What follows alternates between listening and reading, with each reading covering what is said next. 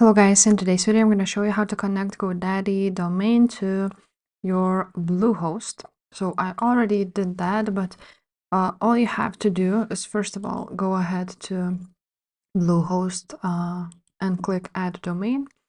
Now you can either transfer it or add as an external one, and just enter your domain name and click add. As I said, I already did that, so this is my domain here. You can click on settings here. Now, as you can see, the name servers of this DNS servers are Bluehosts. So you will not have it at first. So you need to go to GoDaddy, find your domain and click on manage or click on DNS. And then you want to click on name servers. As you can see, the name servers are still GoDaddy's. So you want to change the name servers, and I'll use my own name servers.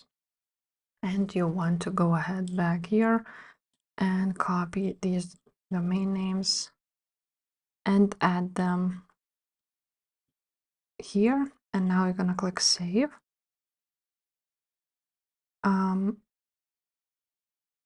Now, after you added them, you're going to click continue. And now your name servers should have been changed. Your request is in progress for now, so you will have to wait a little bit. But basically, that's how you connect the Bluehost with GoDaddy. Now, if you want to actually transfer the domain, as you can see, you can transfer it in like so, and you would have to submit it. And this costs you $13 if you want to switch. So yeah, guys, that's basically it. That's how you connect Bluehost with GoDaddy, or GoDaddy with Bluehost. And if this video was helpful, please leave a like, subscribe to the channel, and I will see you next time. Bye.